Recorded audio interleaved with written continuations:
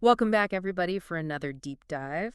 And today we're going deep on a topic that I think pretty much everyone can relate to: love languages. Oh, yeah, definitely. We're going to be exploring Gary Chapman's mega popular book, The Five Love Languages.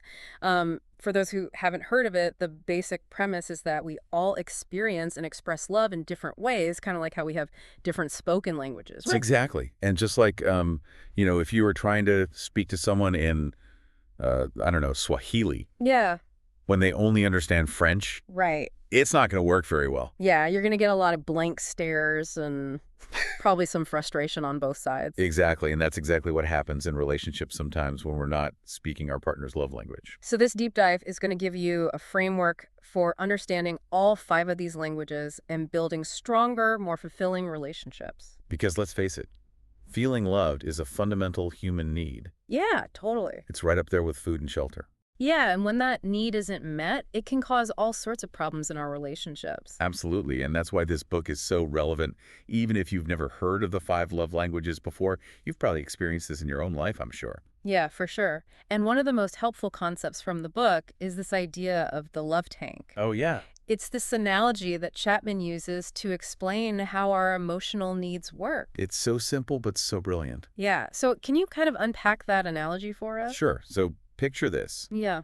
You wouldn't expect your car to run on an empty gas tank, would you? No, definitely not. Well, our emotional well-being is kind of like that, too. So you're saying we each have this sort of inner love tank that needs to be filled up too? Exactly. We all have this reservoir of emotional well-being, and when that tank is full, we feel secure, we feel happy, and we're ready to share that love with others. Right.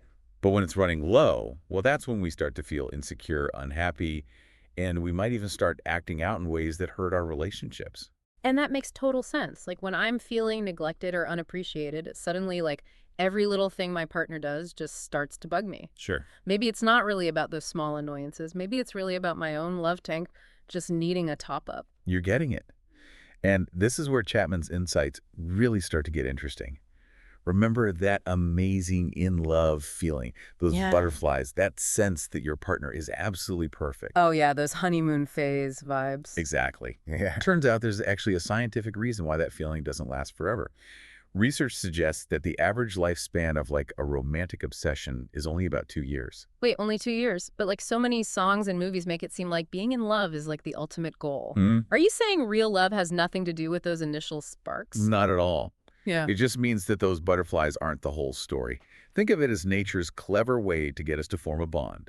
But lasting love, real love, that's about making a conscious effort. It's about understanding and learning to speak each other's love language even after that initial infatuation fades.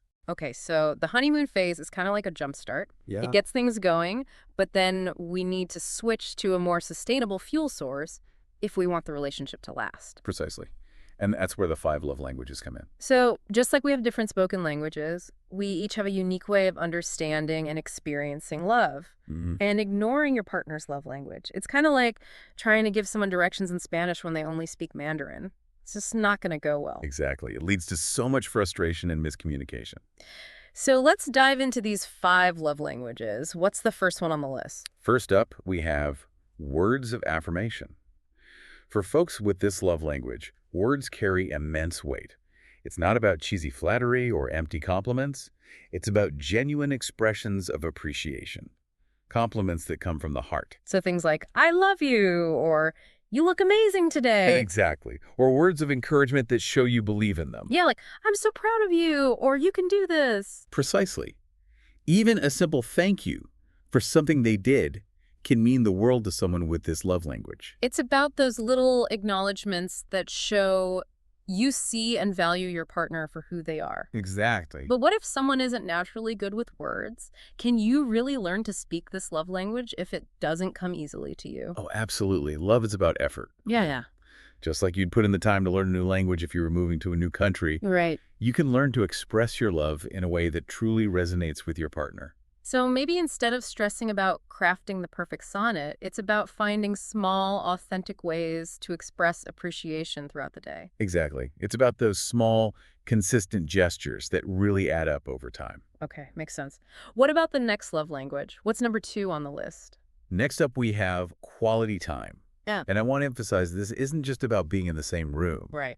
It's about focused, undivided attention. Oh, so scrolling through your phone while having dinner definitely doesn't count. Not really, no. Okay. Think more along the lines of deep conversations, really listening to what the other Yeah. person has to say, Yeah. or engaging in activities together, but with the focus being on connecting with each other, not just the activity itself. It's making me realize how often I probably confuse just like being present with being in close proximity. Right.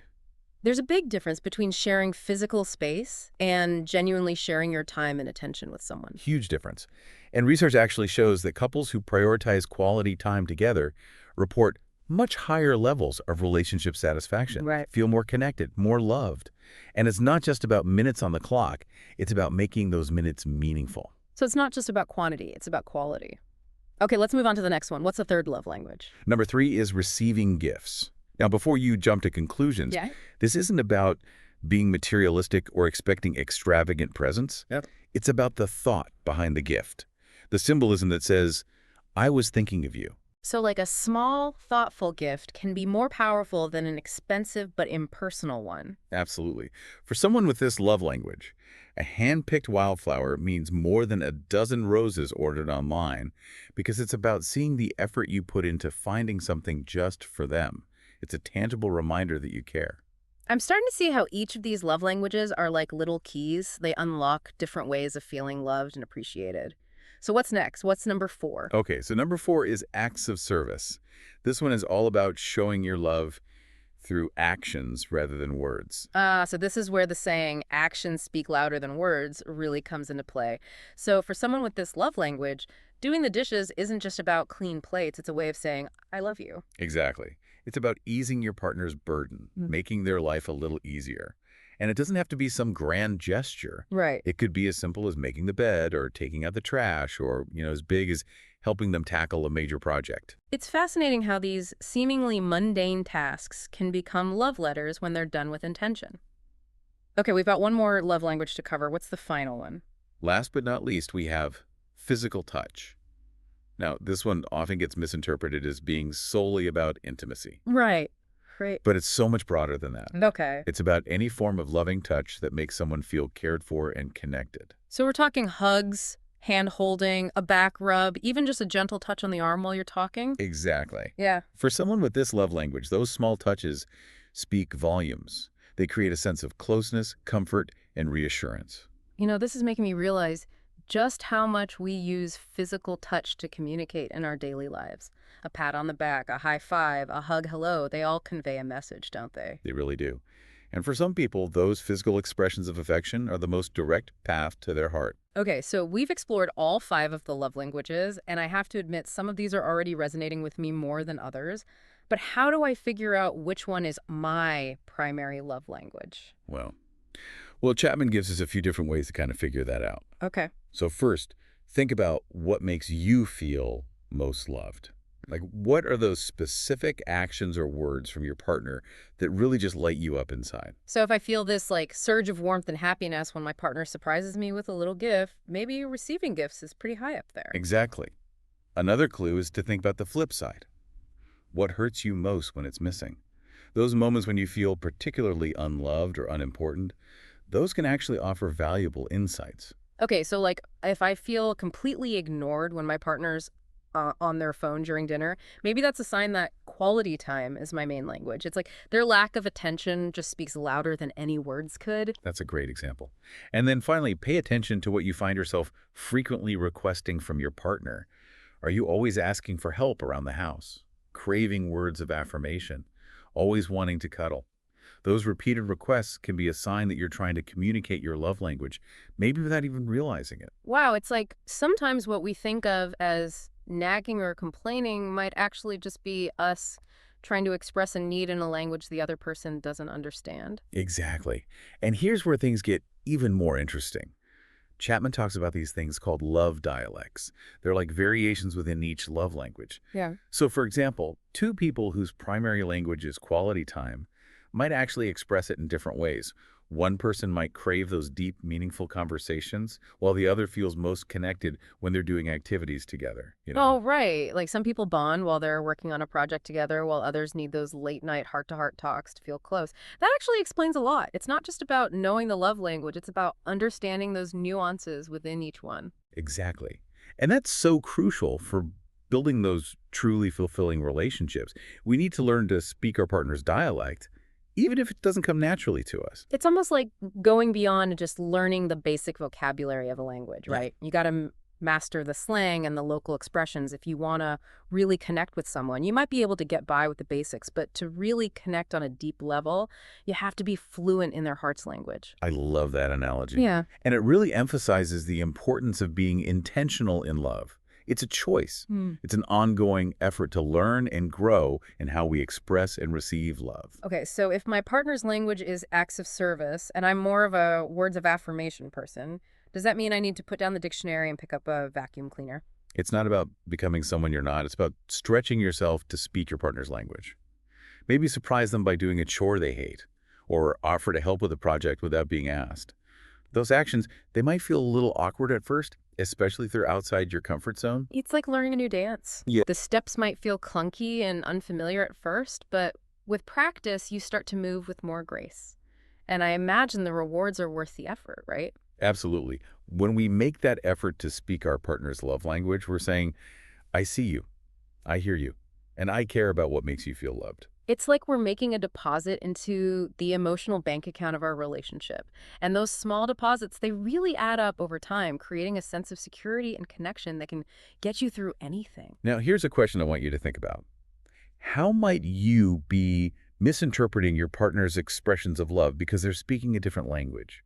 What could you do differently to bridge that communication gap? It's like suddenly realizing that your partner has been speaking love all along. You just haven't been listening in the right language. Maybe they've been showering you with acts of service and you've been sitting there waiting for those heartfelt words. And that's the beauty of this whole framework. It's not just a theory, it's a tool that can help us decode those mysteries of love and build those stronger, more fulfilling relationships that we all crave. So it's about more than just identifying the languages. It's about using that knowledge to actually improve our relationships. And speaking of practical applications, Chapman uses a lot of real-life stories in his book to really illustrate these love languages in action. Are there any that really stand out to you? Oh, there are so many. One that really stuck with me was the story of Jim and Janice, a couple that was really on the verge of divorce. They both felt so unloved and misunderstood. Oh, wow, that sounds heavy. What was going on with them? How did they get to that point? Well, Janice's primary love language was receiving gifts. But Jim, he was more of an acts of service guy. He just didn't get it. Oh, so he thought providing for the family and doing chores around the house was enough. Exactly. He thought that was the ultimate way to show love. He saw buying gifts as, I don't know, frivolous. A waste of money, even. I can see how that would cause some serious friction. They were both trying to show love, but in completely different ways. Yeah, and it was leading to a lot of resentment. To Jim, buying flowers or gifts just seemed superficial. But Janice, she saw those gestures as proof that he was thinking of her. It was Yeah. a classic love language mismatch. So how did they turn things around? Did Janice ever try to explain to him why those gifts were so important to her? The real turning point came when Jim actually attended one of Chapman's seminars. Oh, wow. It was like a light bulb went off for him. Yeah. He finally understood why Janice felt so unloved. Despite all the things he was doing for her, he realized he'd been speaking the wrong language this whole time. Talk about an aha moment.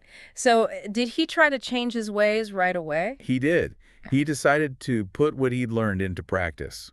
So he made a commitment to give Janice a small gift every day for a week. Every day for a week. That's a pretty big shift for someone who thought gifts were unnecessary. Oh, it was. And Janice, she was suspicious at first. I bet. She couldn't believe the sudden change in his behavior. Yeah. But he stuck with it. He started bringing her flowers, little trinkets he'd find, even a pizza for dinner one night, things he would have never done before. So he was really making an effort to speak her language, even though it felt awkward and unnatural to him. That's pretty amazing. It was. And those small gestures, they made a world of difference. By the end of the week, Janice was a completely different person.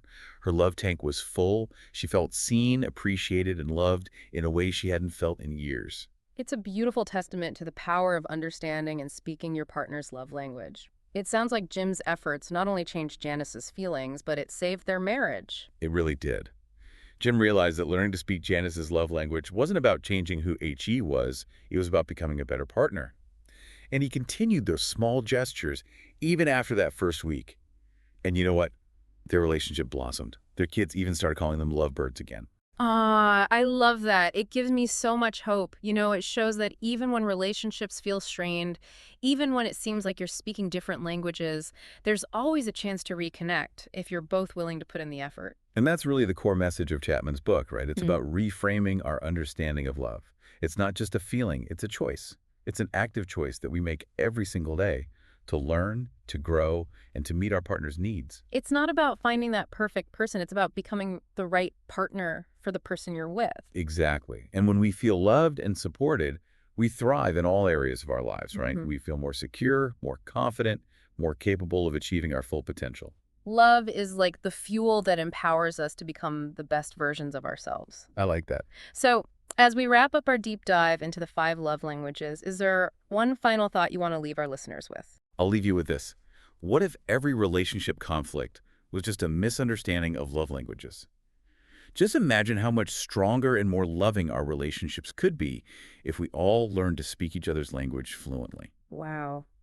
That's such a powerful thought. It really challenges us to look beyond the surface and really understand what makes our partner tick, what makes them feel truly loved and appreciated. And you know what? It's never too late to start learning. Never too late. So if you're listening to this, whether you're in a brand new relationship or you've been with your partner for years, take some time to really explore these love languages. Pick up a copy of Chapman's book, have a conversation with your partner about it. Who knows, you might just discover the secret to unlocking a deeper level of love and connection than you ever thought possible.